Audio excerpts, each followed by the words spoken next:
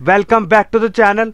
दोस्तों 1 फरवरी 2025 को हमारे फाइनेंस मिनिस्टर पार्लियामेंट में बजट पेश करेंगे और दोस्तों ऐसे कौन कौन से बदलाव हमारे फाइनेंस मिनिस्टर लेकर के आएंगे जिससे एक टैक्स पेयर को बहुत ही फ़ायदा मिलने वाला है और उनकी जो टैक्स लायबिलिटी है वो भी यहाँ पर कम होगी।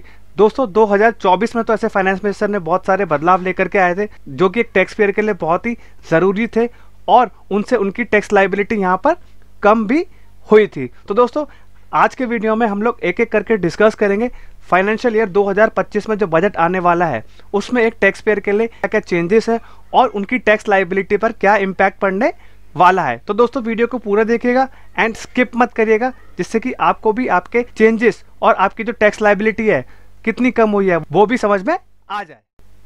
तो दोस्तों वीडियो को स्टार्ट करते हैं। अब हम देखते हैं कि बजट 2025 में एक टैक्स पेयर के लिए क्या क्या आने वाला है। तो दोस्तों पहले रिफॉर्म के बारे में हम लोग डिस्कस कर लेते हैं जो कि आपका सेक्शन 80D में आने वाला है और वो आपका जुड़ा है हेल्थ इंश्योरेंस से। तो दोस्तों आपकी जो रिडक्शन हुआ करती थी सेक्शन 80D के अंदर वो दोस्तों आपकी बढ़ा करके 25,000 से 50,000 करने का प्रपोजल दिया गया है और दोस्तों जो आपकी सीनियर सिटीजन की रिडक्शन हुआ करती थी 50,000 की उसको यहाँ पर बढ़ा करके 1 लाख करने का प्रपोजल दिया गया है। Incentives for home owners. तो दोस्तों अब ये जो आपका जुड़ा है सेक्शन 24B यानी कि दोस्तों आपका जो इंटरेस्ट ऑन बोरोड कैपिटल हुआ करता था यानी कि इंटरेस्ट ऑन होम लोन, पहले आपको जो डिडक्शन मिला करती थी वो दोस्तों आपको 2 लाख तक मिला करती थी, उसको बढ़ा करके यहाँ पर प्रपोजल दिया गया है कि 3 लाख कर दी जानी चाहिए जिससे कि एक टैक्स पेयर को यहाँ पर फायदा दिया जाए।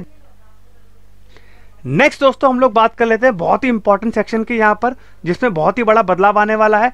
वो आपका है दोस्तों सेक्शन 80C के डिडक्शन में। पहले दोस्तों आपकी 2014 से आपकी जो डिडक्शन थी दोस्तों आपकी 1.5 लाख थी और दोस्तों यहाँ पर जो प्रपोजल दिया गया है उसको बढ़ा करके 2 लाख करने का यहाँ पर प्रपोजल दिया गया है जिससे कि एक टैक्स पेयर को फायदा दिया जाए और उनके जो FDs में पैसा पड़ा है, PPF के अंदर पैसा पड़ा है या LIC या कहीं भी उनका जो पैसा पड़ा है जिससे एक 80C की रिडक्शन की लिमिट में काउंट होता है उससे टैक्स पेयर को यहाँ पर बेनिफिट दिया जाए।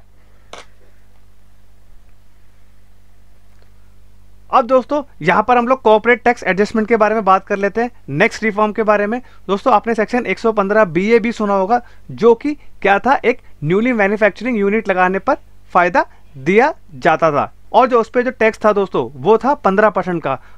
अब दोस्तों वो जो फायदा एक्सपायर होने वाला था वो दोस्तों आपका 2024 में एक्सपायर हो चुका था मार्च में। दोस्तों बजट 2025 में इस फायदे को यहाँ पर एक्सटेंड करने का प्रपोजल दिया गया है और जो कि यहाँ पर बहुत ही अच्छी चीज़ है क्योंकि जो आपके न्यूली मैन्युफैक्चरिंग यूनिट्स है और आपका जो यहाँ पर डॉलर का भी दोस्तों रेट बढ़ा जा रहा है जिससे कि क्या है मेक इन इंडिया को यहाँ पर सरकार प्रमोट करना चाहती है जिसके कारण यहाँ पर सेक्शन 115BA को एक्सटेंड करने का प्रपोजल दिया गया है। नेक्स्ट दोस्तों बहुत ही मेजर चेंज के बारे में यहाँ पर डिस्कस करेंगे कि आपका जो स्लैब रेट है 15 लाख तक की इनकम पे आपको यहाँ पर फायदा देने की बात करी गई थी वो दोस्तों यहाँ पर सच होता हुआ दिख रहा है। तो हम लोग दोस्तों यहाँ पर स्लैब रेट के बारे में डिस्कस कर लेते हैं कि स्लैब रेट में क्या यहाँ पर बदलाव आएगा। अब यहाँ पे दोस्तों हम लोग लेफ्ट साइड में आपका एग्जिस्टिंग स्लैब रेट है और राइट साइड में आपका यहाँ पर है प्रपोज स्लैब रेट। अब दोस्तों यहाँ पर हम लोग एक एक करके डिस्कस कर लेते हैं। 3 लाख तक की इनकम पे आपका कोई टैक्स नहीं है, 3 से 7 पे 5% का टैक्स है जो कि आपका 20,000 बनता है, 7 से 10 लाख की इनकम पे आपका 10% का टैक्स है जो कि 30,000 बनता है और 10 से 12 के ऊपर आपका 15% का टैक्स है जो कि आपका 30,000 बनता है और 12 लाख से 15 के ऊपर आपका 20% का टैक्स है जो कि आपका 60,000 बनता है। अब 15 लाख 30% बनता है जो कि हम लोग यहाँ पर फायदा देने की बात करिए और आपका जो टोटल टैक्स पेबल बनता है पुराने स्लैब रेट के हिसाब से वो आपका बनता है 1,40,000 रुपये। अब दोस्तों प्रपोज की यहाँ पर बात कर लेते हैं कि 15 लाख तक की इनकम को आपको यहाँ पर फायदा देने की बात करिए। 5 लाख तक की इनकम पे आपको कोई टैक्स नहीं देना। यहाँ पर दोस्तों आपको यहाँ पर पहले ही चेंज समझ में आ गया होगा कि 3 लाख तक था इसको बढ़ा के 5 कर दिया गया। 5 से 7 आपका 5% 10,000 रुपये, 7 से 10 आपका यहाँ पर 10 से 30,000 रुपये का है, 10% के हिसाब से 30,000 लगेगा। 10 से 12 आपका यहाँ पर 15% लगेगा, 30,000 आपका यहाँ पर टैक्स आएगा और 12 से 15 आपका है 20% जो कि आपका 60,000 आएगा। टोटल टैक्स पेएबल दोस्तों आपका 15 लाख तक की इनकम पे आपका आ रहा है यहाँ पर 1,30,000 रुपये जो कि दोस्तों आपका यहाँ पर जो पुराना रिजीम था उसमें आपका आ रहा था 1,40,000 रुपये। यानी कि दोस्तों जो 10,000 रुपये का यहाँ पर फायदा दिया जा रहा है वो यहाँ पर प्रपोज देने की बात करी है न्यू टैक्स स्लैब के हिसाब से।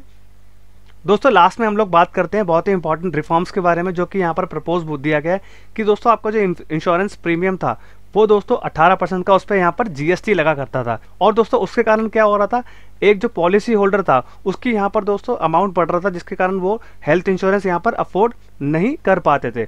अब दोस्तों उसको यहाँ पर हटाने की बात करी गई है और जो पॉलिसी होल्डर्स के लिए जो इंश्योरेंस लेना है वो यहाँ पर दोस्तों अफोर्डेबल बनाने की सरकार बात कर रही है, जिससे कि एक आम इंसान भी क्या करे, हेल्थ इंश्योरेंस की पॉलिसी ले पाए और वो यहाँ पर अपनी जान बचा पाए। तो दोस्तों आई होप आपको समझ में आ गया होगा आपके बजट 2025 में ऐसे कौन कौन से बदलाव आने वाले हैं, जिससे कि एक टैक्स पेयर को बहुत ही फायदा मिलने वाला है और उनकी जो टैक्स लाइबिलिटी में भी यहाँ पर दोस्तों अंतर भी आएगा। तो दोस्तों अगर ये वीडियो इन्फॉर्मेटिव लगी हो तो चैनल को लाइक, सब्सक्राइब एंड शेयर करिए एंड बेल आइकन भी प्रेस कर दीजिए, जिससे कि दोस्तों हम लोग ऐसे ही आपके लिए अपडेटेड एंड बहुत ही इंपॉर्टेंट वीडियोस लेके आते रहे। I hope you like this video.